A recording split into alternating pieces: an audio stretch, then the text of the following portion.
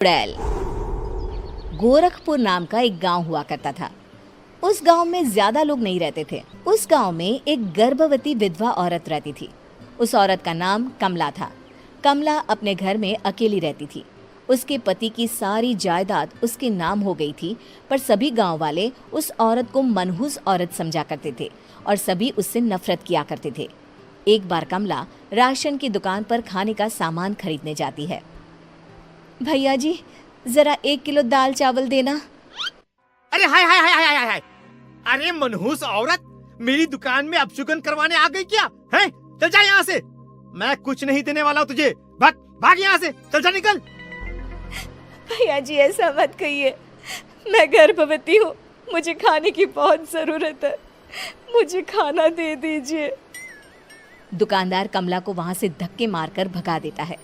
तभी कमला रोते रोते उस गांव के किन्नरों के इलाके में आ जाती है।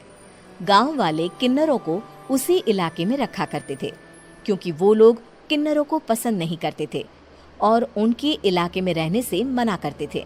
तो किन्नरों ने उसी गांव में अपना एक इलाका बना लिया था। जब किन्नर लोग देखते हैं कि एक गर्भवती महिला रोते रोते उनके इलाके में आ गई है, तो सारे किन्नर कमला के पास जाकर उसका हाल पूछने लगते हैं। क्या हुआ बहन, तुम्हारी गर्भवती अवस्था में इतनी बुरी हालत कैसे? तुम रो क्यों रही हो? तुम डरो मत, हम तुम्हें कोई नुकसान नहीं पहुंचाएंगे।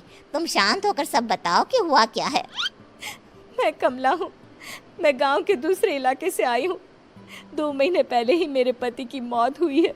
मुझे गांव के लोग मनहूस मानते हैं, क्योंकि मैं विधवा हूँ और गर्भवती भी। वहाँ के लोग मुझे खाने के लिए कुछ बेचने के लिए भी तैयार नहीं, जिससे मेरा गुजारा नहीं हो रहा था। कोई बात नहीं कमला, हम तुम्हारा ख्याल रखेंगे।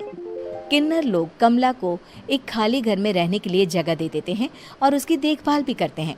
कुछ ही महीने बाद कमला अपने बच्चे को जन्म देती है, पर अफसोस, कमला बच्चे को जन्म देते ही अपनी जान गंवा देती है।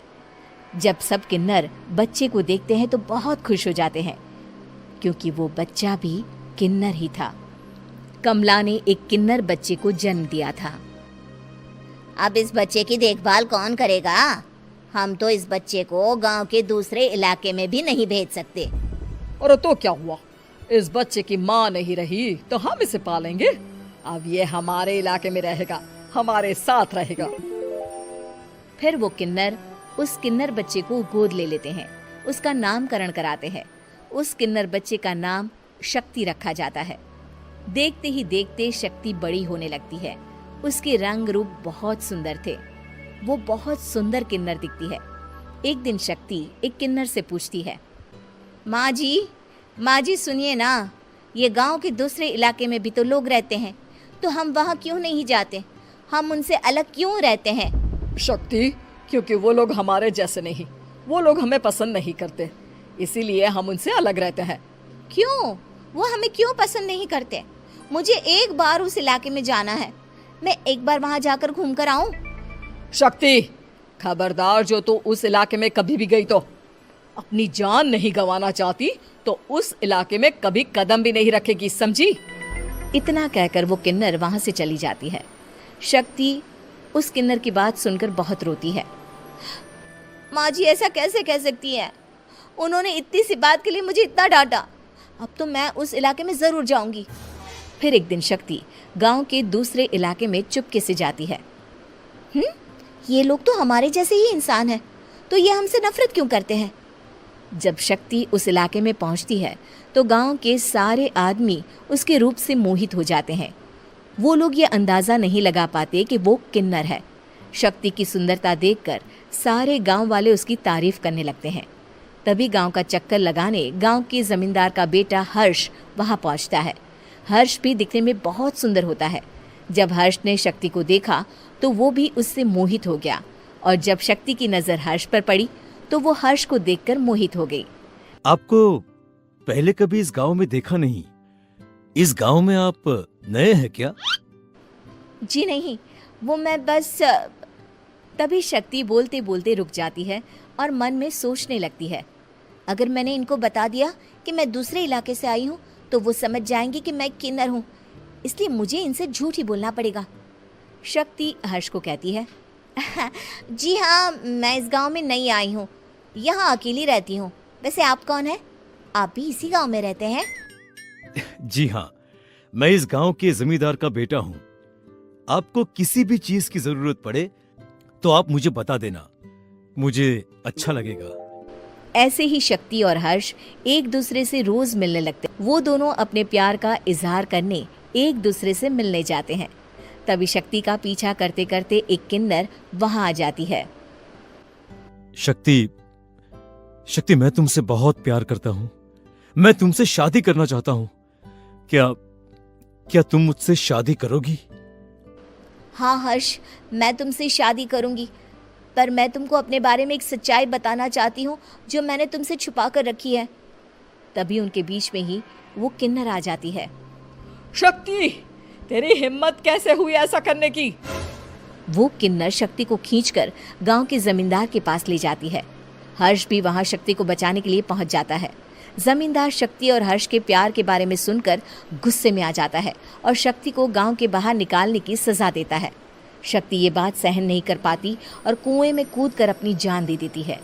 जमींदार हर्ष की शादी गांव की एक लड़की से करवा देता है, पर हर्ष इस शादी से खुश नहीं होता। शक्ति अपना बदला लेने के लिए मरने के बाद किन्नर चुड़ैल बन जाती है। अब मैं इन गांव वालों को नहीं छोड़ूंगी, अब इनसे मैं अपने प्यार का बदला लूंगी। किन्नर चुड़ैल गांव वालों को परेशान करना शुरू कर देती है। एक बार वो रात को गांव के खेतों में पहुंच जाती है और वहां आग लगा देती है। सारी फसल जल के राख हो जाती है। जब एक आदमी रात को उठकर देखता है कि खेत में आग लग गई है तो वो वहां पहुंच जाता है। वो देखता है कि खेतों के बीचों बीच एक किन्नर चुड़ैल खड़ी है और वहां खड़े होकर ताली बजा रही है। गांव वाला किन्नर चुड़ैल को देखकर बेहोश हो जाता है। जब सुबह उस आदमी को होश आता है तो वो सीधा जमींदार के पास जाता है। अरे जमींदार साहब, अरे वो किन्नर चुड़ैल ने मेरी सारी फसल जला दी। अब मैं क्या करूंगा? क्या होगा मेरा? जमींदार चुड़ैल किन्नर का नाम सुनते ही सब कुछ समझ जाता है। अब वो बहुत डर जाता है। उसी रात को जब जमींदार डर के मारे अपने कमरे में सो नहीं पाता, तभी वहां अचानक से किन्नर चुड़ैल आ जाती है। किन्नर चुड़ैल जोर जोर से जमींदार के आगे खड़ी होकर हंसने लगती है और ताली बजाने लगती है। जमींदार उस डरावनी किन्नर चुड़ैल को देखकर बहुत डर जाता है। तूने मेरे साथ बहुत बुरा किया, अब मैं तुझे जान से मार दूंगी। नहीं नहीं नहीं नहीं नहीं, मुझे माफ कर दो, मुझे मत मारो। मैं कभी ऐसा दोबारा नहीं करूंगा। अब तुम जो बोलोगी वही मैं करूंगा। ठीक है, मैं चाहती हूँ कि किन्नर इलाका गांव के इलाके से जुड़े और गांव का कोई भी आदमी किन्नर समाज से द्वेष ना करे, उससे नफरत ना करे, नहीं तो मैं सारे गांव को मार दूंगी। और तुम गांव में एक नया कानून बनाओ कि अगर किसी ने भी किन्नर समाज को हानि पहुंचाने की कोशिश भी करी या इनसे भेदभाव करने की भी कोशिश करी तो उनको कड़ी से कड़ी सजा मिलेगी। हाँ हाँ हाँ हाँ, मैं ऐसा ही करूंगा। तुम जो बोलोगी वो मैं करूंगा, पर मुझे जाने दो प्लीज। तब वो किन्नर चुड़ैल वहां से चली जाती है। गांव का जमींदार किन्नर चुड़ैल का कहा मानते हुए दोनों इलाकों को एक कर देता है और नया कानून भी लागू कर देता है। तब से वहां किन्नर समाज और बाकी गांव वाले शांतिपूर्वक रहने लगते हैं।